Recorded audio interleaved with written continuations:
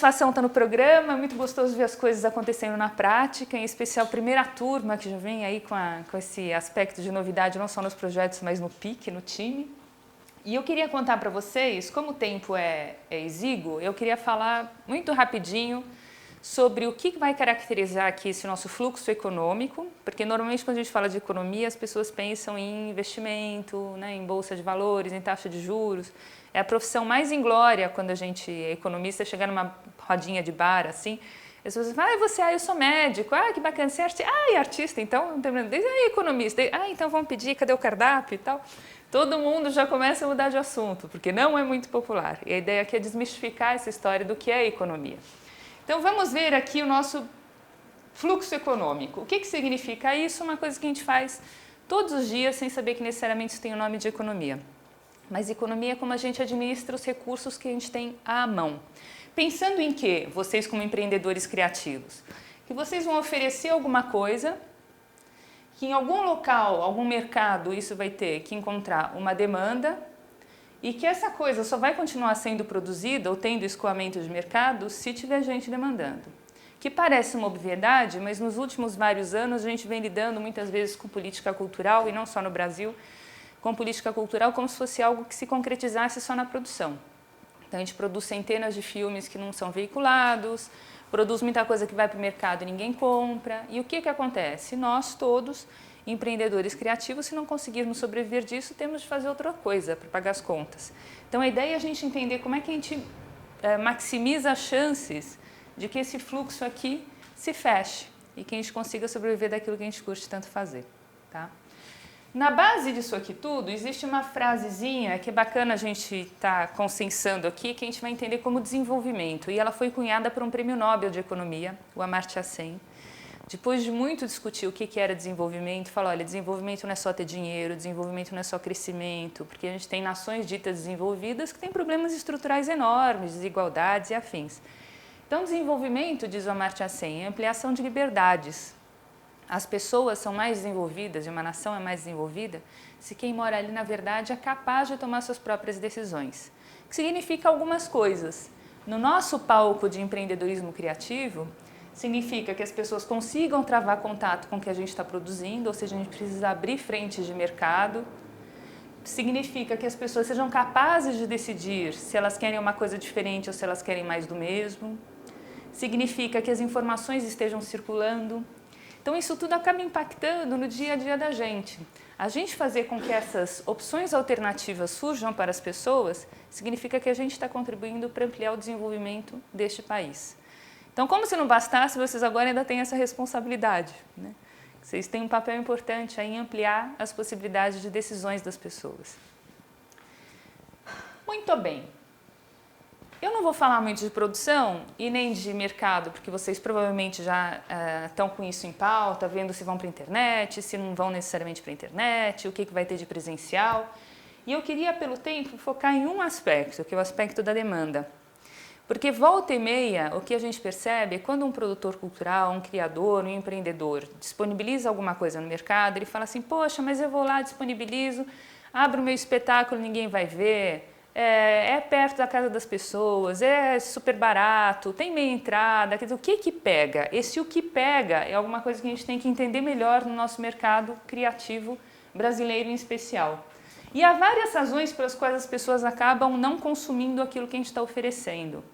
A proposta aqui é que cada um de vocês se debruce um pouco mais sobre esses motivos pelos quais os potenciais usuários dos sistemas, consumidores dos produtos de vocês, não consumiriam o que vocês estão oferecendo. É por falta de tempo, que é uma categoria super subjetiva, a gente tem tempo para uma coisa, mas não tem tempo para outra. É o custo que é alto, às vezes, mas o site é de graça, sim, mas e conexão à internet, provedor, o próprio equipamento. Pressões familiares, a criança fica, pai, eu preciso de você, mãe, e aí? Nossa, estou com fome, o marido chega, a esposa chega, e aí? Como é que a gente faz com que isso daqui seja mais palatável também para a família como um todo, se a gente está querendo mexer com pessoas que vivem dentro de um contexto diferente do da gente? Falta de transporte, quando a gente fala de alguma coisa presencial, então a pessoa tem que ir até o meu espetáculo, ou tem que ir até a minha loja, mas e aí, tem mobilidade dentro da cidade? problemas de saúde, falta de companhia, constrangimento, aquela sensação de que não é para mim. A gente vai, claro, discutir cada um dos projetos de vocês com mais calma. Mas essa questão de constrangimento significa muitas vezes que até pela proposta do projeto, digamos um site, a pessoa fala assim, mas isso não tem nada a ver comigo. Então a nossa grande missão aqui vai ser fazer com que as pessoas atribuam uma prioridade maior àquilo que a gente vai estar oferecendo do que normalmente atribuiriam. Por quê? Porque isso daqui reflete o que em economia tem um nome muito esquisito, mas a gente faz o tempo todo sem saber que tem esse nome, que é custo de oportunidade. E o que é o custo de oportunidade? É aquilo de que a gente tem que abrir mão quando toma uma determinada decisão. Se eu tenho 24 horas no meu dia e eu dedicar esse tempo a fazer alguma coisa, não vou provavelmente dedicar a fazer outra. Se eu me caso com uma pessoa, a rigor, não estou me casando com mais ninguém. Né? Se eu uso meu dinheiro para alguma coisa, não vou mais ter dinheiro para fazer outras coisas. Então, na cabeça de cada uma das pessoas que estiver travando contato com o empreendimento de vocês, elas vão estar fazendo essas decisões também. Eu vou dedicar o meu tempo a isso, vou dedicar outra coisa. Eu vou dedicar o meu dinheiro a isso, vou dedicar outra coisa. Como é que a gente aumenta a prioridade que as pessoas atribuem àquilo que a gente estiver oferecendo? Primeiro, a gente tem que pensar com o chapeuzinho delas. Né? Quem é essa pessoa com quem eu quero falar? Que tipo de problemas ela pode enfrentar? Como é que eu faço com que o que eu estou oferecendo seja mais palatável na cabeça dela? E daí existem N formas. Aqui eu só vou pincelar algumas coisinhas. Por exemplo, a Metropolitan Opera em Nova York tinha um problema, que muitas vezes as pessoas ouviam falar de ópera, nunca tinham ido, mas ouviam falar e achavam que era uma coisa do século XVIII, em que todo mundo fica berrando, não vai entendendo nada e sei que no final todo mundo morre. Né? Falei assim, nossa, mas como assim? A gente está em Nova York, a ópera é prima do musical, o musical lota e na ópera ninguém vem. E eles começaram a desenvolver uma série de coisas para mudar essa percepção do que as pessoas poderiam imaginar que fosse ópera. E uma das coisas que eles fizeram foi um site muito transado, que inclusive tem pedaços, tem trechos de áreas, para as pessoas entenderem o que é uma ópera antes de irem ao espetáculo. E a escalada de venda de ingressos, depois que eles começaram a fazer essas ações, faz com que hoje muitas vezes a temporada seja vendida antes de começar. Então, como é que a gente muda a percepção das pessoas daquilo que a gente está oferecendo? Não é só uma questão de ser claro na comunicação, mas é também fazer com que essa mensagem chegue até ela sob as formas mais escondidas, às vezes. Sabem aquela história da mãe quando vai dar verdura para os filhos? E o filho fala assim, não, não gosto de brócolis. Ela dá uma escondidinha no brócolis. Não gosto de cenoura. Daí a cenoura vira no nariz de alguém. E vai brincando com os legumes e as verduras. Às vezes a gente tem que fazer isso. Porque o fato de a gente oferecer no mercado não significa que as pessoas necessariamente vão entender aquilo que a gente está fazendo. Então a gente tem que brincar um pouco com essas histórias.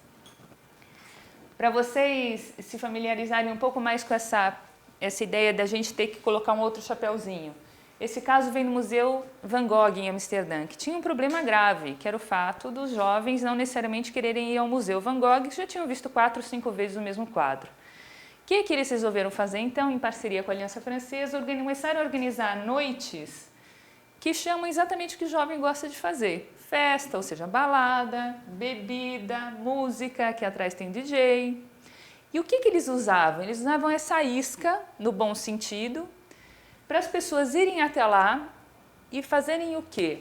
Tem 2 pessoas aqui de pé, que talvez não dê para ver direitinho, porque a foto é um pouco escura, mas tem 2 pessoas de pé lendo.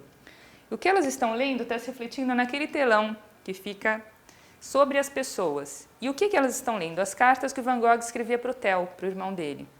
Porque nas cartas do Van Gogh ele trazia esquetes dos quadros que ele viria a fazer. E o que o museu queria então? Que as pessoas travassem contato com as obras que elas já tinham visto 4 ou 5 vezes de uma forma diferente, com um olhar diferente. Se o quadro não muda, quem tem que mudar é a pessoa. Porque naquela carta eu estou contando que aquele cidadão estava tão cabisbaixo, porque onde já se viu, nossa, coitado, tinha tido uma péssima notícia, mas também desse jeito, quem é que não ia ficar triste? E de repente a gente começa a ficar solidário com aquele cidadão. E da próxima vez que a gente for ver esse cidadão no quadro, a gente vai ficar, inclusive, querendo saber o que aconteceu com ele depois. Deixa de ser um produto e passa a ser um processo. Então, um mantra que a gente tem que trabalhar muito nos empreendimentos criativos sempre é fazer com que as pessoas entendam os processos e não só os produtos. Por que quando a gente vai vender um artesanato, ele ganha um valor enorme, que depois significa que a gente pode cobrar mais por isso também? Se ele tem uma etiquetinha com o nome do artesão, explicando o que é aquela palha, com uma fotinho da palmeira ou do que for. porque a gente cria esse vínculo de solidariedade, esse vínculo de entendimento. Esse aqui é um exemplo que eu trouxe agora da Estônia, justamente. É um rapaz que é professor de violão e ele lançou um site em várias línguas. Aqui está em mandarim, que é o que ele está acabando de desenvolver. Aliás, esse tem em japonês, em mandarim ele está acabando de desenvolver. E o que ele faz? Ele dá aula particular de violão pela internet. Ele tem 9.000 alunos na escola já dele. As pessoas gravam os acordes, mandam para ele, tudo online, ele fica ouvindo, daí tem gente que trabalha com ele que fica na frente da pessoa dizendo se está segurando errado, se não está, em um monte de países. Tem japonês, tem mandarim, tem estoniano, tem inglês, que chama Métodos de Violão. Quer dizer, uma coisa tão simples como disponibilizar uma aula no meio disso. Qual que é o grande barato? Não é a aula de violão online, mas é esse processo por trás da história. Quer dizer, eu poder chegar lá, eu entender que o cidadão está na Estônia e eu estou aqui na China, porque a música é uma língua universal, e olha que bacana, ele agora já ganhou 2 prêmios, eu estou aqui do outro lado do mundo pensando que um dia eu vou conhecer esse país. Esse contexto é uma coisa importante da gente trazer, né? E um outro exemplo que eu acho que é bacana é como a gente consegue tirar a cultura simplesmente, e sem nenhum demérito, obviamente, de alguma esfera simbólica, identitária, que obviamente é importantíssima, mas que não necessariamente consegue se sustentar, e dar mais força a essa sustentabilidade da cultura a partir do momento que as pessoas que trabalham com isso também conseguem pagar suas contas. E essa proposta eu acho que é bem legal, porque para a gente conseguir fazer isso, a gente tem que fazer com que todo mundo esteja ganhando. As empresas privadas, o governo, a sociedade civil, deixar dessa história de ou é público ou é privado, ou é local ou é global, e começar todo mundo de fato a ganhar junto. E essa é uma proposta que já existe há uns 2 anos da Avon, em que ela começou a vender livros pelos catálogos. E todo mundo ou vende Avon ou conhece alguém que venda, né?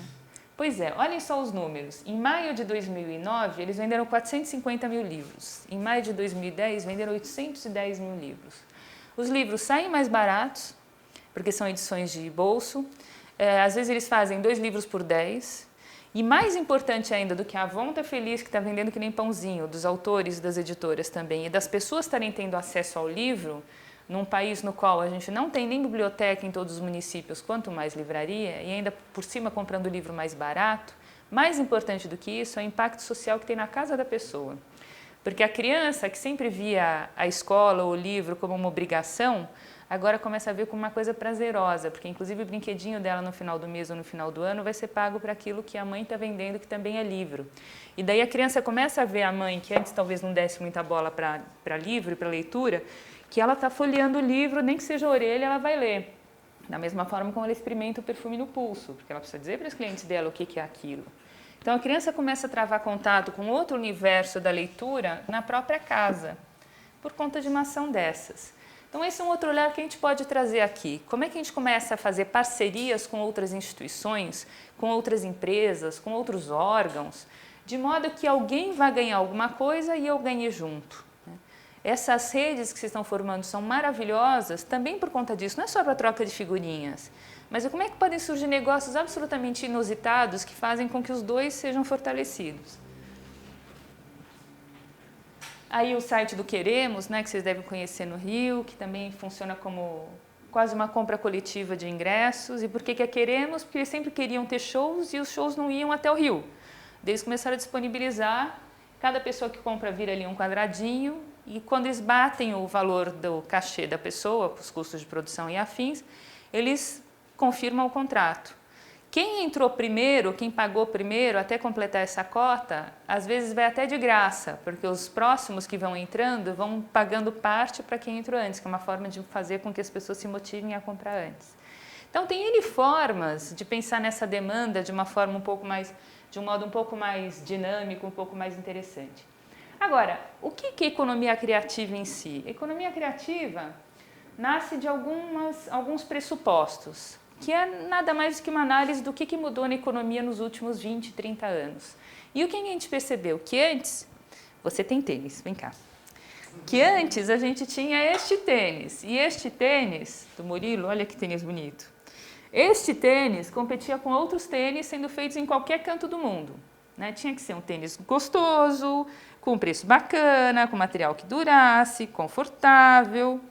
Mas e aí? Agora, não só o tênis vai competir com os outros, mas a sola é feita na Malásia, o cadarço na Indonésia, os iloses em El Salvador, tudo isso é montado no Marrocos, a marca é desenhada nos Estados Unidos e a gente compra no Brasil. O que significa isso? Uma fragmentação das cadeias de produção. Quando a gente fala de economia pós-industrial, de sociedade pós-industrial, não é que a indústria tenha deixado de existir, tanto que a gente usa roupa, compra equipamentos, anda de carro, mas o que mudou foi essa forma de antes a gente brigar por um produto final e agora a gente brigar por cada pedacinho dele. Quem mexe com moda, isso é muito evidente, mas por que isso é importante para a gente? Porque isso faz com que o ilhós, o cadarço, a sola, cada pedacinho do meu tênis vai ter que ser competitivo frente aos outros. E o que vai fazer com que ele seja mais competitivo? Se ele for diferente, se ele for criativo. Então, a história da criatividade, da economia criativa, é uma percepção de que, na verdade, agora a gente tem que ter criatividade embutida em cada pedacinho da cadeia, porque senão a gente não consegue concorrer com os outros.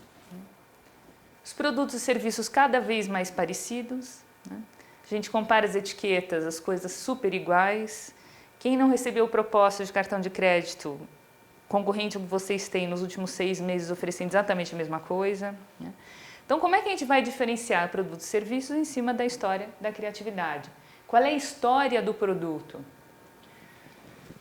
Outra coisa que sempre diferenciava uma economia, deixou de ser tão importante, dinheiro. Quer dizer, claro que é melhor ter dinheiro do que não ter, né? Mas antes, se o meu país era rico, significava que os investidores desse país iam colocar dinheiro nesse país. As grandes navegações não surgiram por isso? Porque as pessoas ricas iam lá e bancavam os navios?